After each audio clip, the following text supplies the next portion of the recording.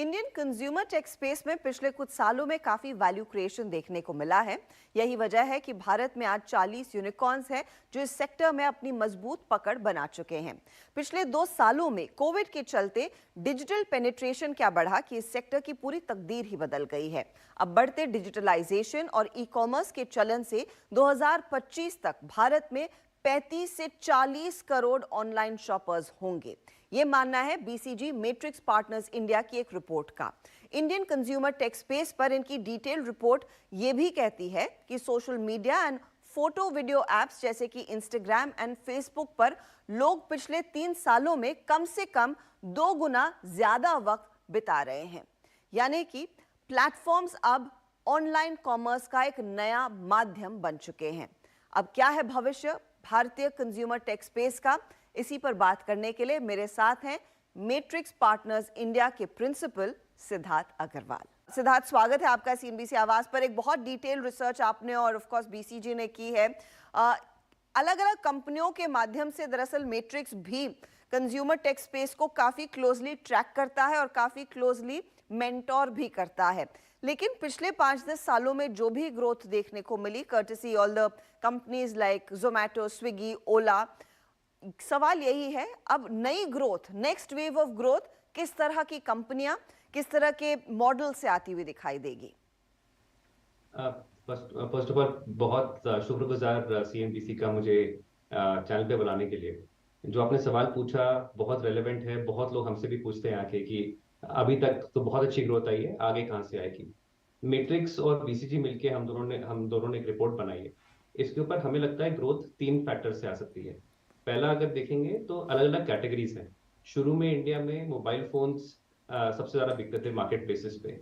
धीरे धीरे हम रियलाइज कर रहे हैं कि बाकी सारी अलग अलग कैटेगरीज जो हैं, जैसे कि beauty, personal care, food, FMCG, home decor और ऐसी नई कैटेगरीज एस्टेब्लिश हो रही हैं। कंज्यूमर्स का ट्रस्ट इनिशियली स्मार्टफोन्स और इलेक्ट्रॉनिक्स परचेज करके बन गया है। अब वो धीरे धीरे और एक्सपेरिमेंटल हो रहे हैं और कैटेगरीज में शॉप कर रहे हैं। दूसरा हम देख रहे हैं कि नए तरह के कस्टमर्स आ गए। शुरू के अंदर जो कस्टमर्स थे वो मेट्रो टीयर 1 से यंग लोग आए थे जो टेक्नोलॉजी अडॉप्ट करते थे। अभी हम देख रहे हैं कि एक नया कोहॉर्ट आ रहा है 35 प्लस का, जो कि 67% नए शॉपर्स वहां से आएंगे। और महिलाएं शॉप करेंगी। लोअर इनकम सेगमेंट्स के लोग भी धीरे धीरे, जैसे उनके पास मोबाइल फोन्स, इंटरनेट का एक्सेस बढ़ रहा है, वो और शॉप कर रहे हैं। एंड ऑलरेडी हम देख रहे हैं कि 50% प्लस जो डिमांड है वो टीयर 2 कस्टम टाउन से आ रही है। टीयर 2 टाउन में जो कस्टमर्स हैं उनका भी कॉन्फिडेंस बढ़ रहा है ई कॉमर्स में। शिपिंग कॉस्ट कम हो रही है, पेमेंट सिस्टम सॉल्व हो गए हैं, कैश ऑन डिलीवरी सिस्टम्स चल रहे हैं, जिसकी वजह से लोगों का ट्रस्ट बढ़ गया है ई कॉमर्स में। थर्ड चीज है जो हम देख रहे हैं कि नए तरह के मॉडल्स निकल के आ रहे हैं जी। अगर आप देखेंगे ऑनलाइन के अंदर फर्स्ट वेव में आप अगर किसी मार्केट प्लेस पे जाते थे आपको सब तरह की चीजें मिलती थी, जिसको कहेंगे असॉर्टमेंट, कि हर तरह के प्रोडक्ट्स मिलते थे। लेकिन अभी भी कई लोगों को ऑफलाइन जाके शॉप करने में बहुत अच्छा लगता है, बिकॉज उनको टच एंड फील करना होता है, उनको देखना होता है कि प्रोडक्ट की मटेरियल कैसा है, क्वालिटी कैसी है। वो सब चीजों का गैप ब्रिज करने के लिए नए मॉडल्स आ रहे हैं। इसमें कुछ लोग अपने दोस्तों के साथ, अपने रिलेटिव्स के साथ, अपने पड़ोसियों के साथ मिलकर शॉप कर रहे हैं, जैसे कि ग्रुप बाइंग। हमने भी नेटफ्लिक्स में कंपनी में इन्वेस्ट किया था, डील शेयर जी। उनका एक प्रोग्राम है डील शेयर दोस्त, जिसमें कि सब लोग मोहल्ले में मिलकर साथ में शॉपिंग करते हैं। डील शेयर दोस्त आपके ऑर्डर्स एग्रीगेट करता है, डील शेयर दोस्त को ऑर्डर मिलते हैं और वो सब सारे लोग जो उस सोसाइटी में रहते हैं या उस मोहल्ले में रहते हैं उनको प्रोडक्ट्स पहुंचाए जाते हैं। धीरे धीरे क्या हो रहा है कि आप तस्वीरें देख के इतना खुश नहीं हो पाते, आपको समझ में नहीं आता कि ये कैसा लगेगा मेरे घर पे। तो नई टेक्नोलॉजीज निकल के आ रही हैं, उसमें उसमें एआर निकल के आ रहा है, ऑगमेंटेड रियलिटी। लोग इन्फ्लुएंसर्स को के वीडियोस देखते हैं ऑनलाइन सोशल मीडिया पे, उनसे परचेज के लिए इन्फ्लुएंस होते हैं। तो ये सारे फैक्टर्स की वजह से न्यू कॉमर्स मॉडल्स से भी हमें लगता है काफी ग्रोथ आएगी फ्यूचर में। अब क्योंकि ये कैटेगरीज बढ़ रही हैं, क्या फिर मौके फिर इन कंपनियों के लिए भी हैं, ऑफ कोर्स ज्यादा निवेश करने के लिए, इन मार्केट्स में एंटर करने के लिए, लेकिन मोस्ट इंपॉर्टेंटली हर ऑर्डर पर मुनाफा कमाने के लिए? क्योंकि अब तक जो भी कंपनियां हमने देखी हैं, पर ऑर्डर जो ब्रेक इवन है या फिर पर ऑर्डर जो प्रॉफिटेबिलिटी है उसका जिक्र होता है, लेकिन कुल कंपनी लेवल पर वो दिखाई नहीं देता। वो पाथ कैसे दिखेगा इस ग्रोथ के बीच? देखिए, इंडिया बहुत बड़ी अपॉर्चुनिटी है अगर आप इंडिया की कंजम्पशन स्टोरी देखेंगे। अब इसमें शुरू के कुछ सालों में कोई भी बिजनेस जब आप एस्टेब्लिश करते हैं तो उसमें थोड़ा सा खर्चा होता है। उसमें आपको पैसा लगाना पड़ता है बिहेवियर चेंज में। कंज्यूमर्स को आदत थी ऑफलाइन जाके खरीदने की, अब आप उनको ऑनलाइन खरीदवा रहे हैं, राइट? कंज्यूमर्स को ऑनलाइन पे ट्रस्ट नहीं था, कंज्यूमर्स की डिलीवरी सर्विसेज अवेलेबल नहीं थी। वो सारा इंफ्रास्ट्रक्चर में हमारे पिछले 10-15 साल में इन्वेस्टमेंट्स गई हैं। एंड जो इंफ्रास्ट्रक्चर बना है आई थिंक वर्ल्ड क्लास बना है हमारे देश में। अब अगर आप सोचेंगे जैसे जैसे देश का मार्केट बढ़ेगा, जैसे और लोग middle class upper middle class में आएंगे, जैसे लोगों की डिस्पोजेबल इनकम बढ़ेगी, तो मार्केट सिग्निफिकेंटली एक्सपैंड होगा। एंड किसी भी बिजनेस में जब आपका बिजनेस बढ़ता है तो सिनर्जीज आती हैं, ऑपरेटिंग लेवरेज आता है, एफिशिएंसीज बढ़ती हैं। जी। आपकी delivery efficiencies, payment efficiencies, sourcing efficiencies, manufacturing efficiencies, हर हर प्रोसेस में एफिशिएंसीज आती हैं। और कॉस्ट स्ट्रक्चर धीरे धीरे ऐसे हो जाते हैं कि कंपनियों को मुनाफा बनना शुरू हो जाता है। हम्म। तो हमारा मानना ये है कि अगर आप लॉन्ग टर्म देखेंगे इंडिया में तो बहुत अपॉर्चुनिटीज हैं। अभी इन्वेस्टमेंट फेज सोच लीजिए जो शुरू में था, अभी धीरे धीरे जो रिवॉर्ड्स हैं वो असली में हमारी कंपनीज रीप करना शुरू करेंगी अब। अब और रफली would you like to stick your neck out and say वो कितना समय लगेगा? बिकॉज इस समय का तो चैलेंज यही है, राइट?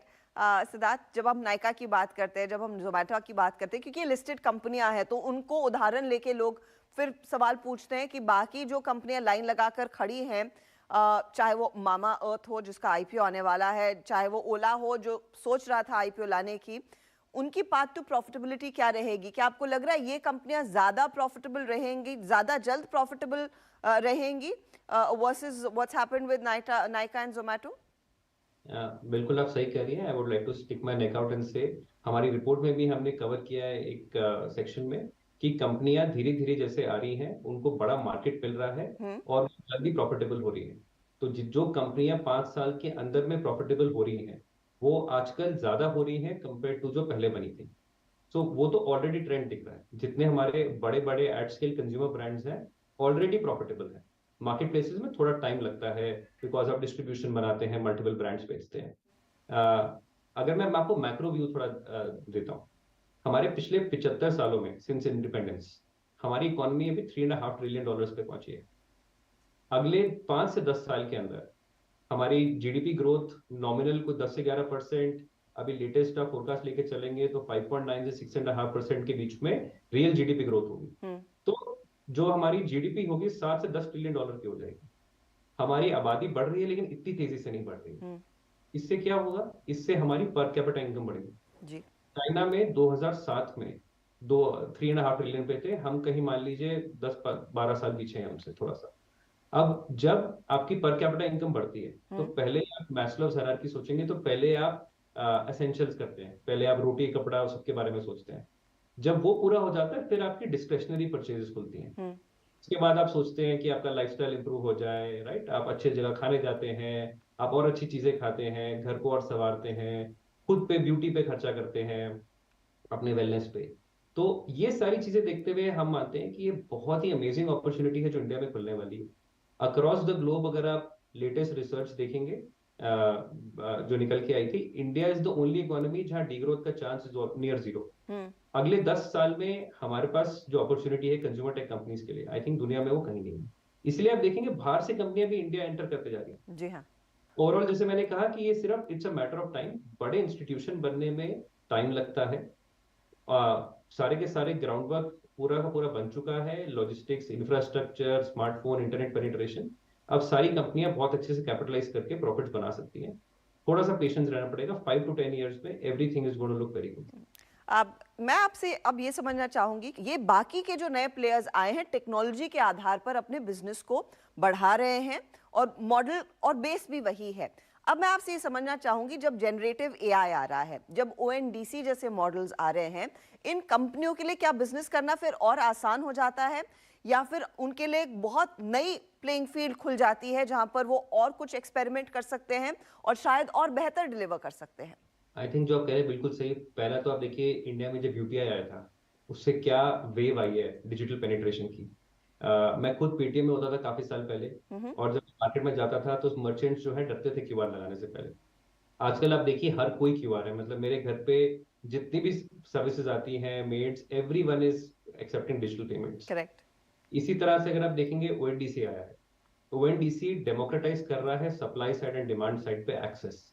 जो छोटा बिजनेस था जो स्टार्ट हुआ है, राइट, लेट्स से केरला में कोई चिप्स बना रहा है, कोई अलग टाउन्स में कोई मसाले बना रहा है, वो सब लोगों को ई कॉमर्स की पूरी समझ नहीं थी। हम्म। अब वो पूरा का पूरा जो सप्लाई है वो एग्रीगेट करके ओएनडीसी प्लेटफॉर्म से अवेलेबल हो रही है। आप डिमांड साइड पे सोचिए, डिमांड साइड पे ऑलरेडी इतनी सारी बड़ी एप्स हैं जिनके पास इतने सारे कस्टमर्स हैं। उन कस्टमर्स को एग्जिस्टिंग एप्स या नई एप्स अगर वो सप्लाई प्रेजेंट कर दे, जो कि आज तक बड़े बड़े मार्केट प्लेसेस नहीं कर पाए थे, जी हाँ। तो कितना बड़ा मार्केट ओपन अप होता है स्मॉल सेलर्स के लिए, नए कस्टमर्स के लिए ढूंढना। तो एक तो हमारा हमारा बिलीफ है कि जो मैंने आपको पहले कहा था, लॉन्ग टेल कैटेगरी, जो छोटी छोटी कैटेगरी है, अगर वो पूजा सामग्री है, किसी को म्यूजिकल इंस्ट्रूमेंट्स चाहिए, बांसुरी चाहिए, जिन चीजों पे रेगुलरली फोकस नहीं होता था बड़े मार्केट प्लेसेस का, वो सब भी अब ई कॉमर्स के फोल्ड में आएंगी। नंबर 2 जो आपने कहा, जनरेटिव एआई, पूरी की पूरी आपकी जो जर्नी है उसको सिंप्लीफाई कर रहा है ऑलरेडी। अगर आप फैमिलीज में देखेंगे, सब देखेंगे, सबको पता है कि जिन चैट जीपीटी आया है, लोग उस पर ट्राई कर रहे हैं, और वो तो सिर्फ एक मॉडल है, बहुत सारे एआई के मॉडल्स हैं। इससे पूरी की पूरी कस्टमर जर्नी डिजिटाइज होगी। अगर ई कॉमर्स में देखेंगे एप्लीकेशंस, तो जो कैटलॉग होती है वो और पर्सनल हो जाएगी, कैटलॉग बनाना आसान होगा। कस्टमर्स को जो, उनको अगर कैटलॉग पसंद है, उनका बिहेवियर अंडरस्टैंड करके कि उनको क्या पसंद है, आप उनके लिए कस्टम कैटलॉग्स बना सकते हैं। उसको आप पीछे अगर स्टिच करें तो मैन्युफैक्चरिंग जो है मेड टू ऑर्डर बन सकता है, जी। मेड टू स्टॉक की जगह। जो आजकल इंडिया के अंदर लोग कंटेंट कंजम्पशन बढ़ गई है, लोग इंस्टाग्राम, फेसबुक, जोश, हमारी कंपनी अभी हमने बैक किया था जोश, सब पे टीयर 2 के अंदर बहुत सारा इस पे आई बॉल्स हैं, 150 million plus monthly active users हैं जो आके लोग कंटेंट कंज्यूम कर रहे हैं।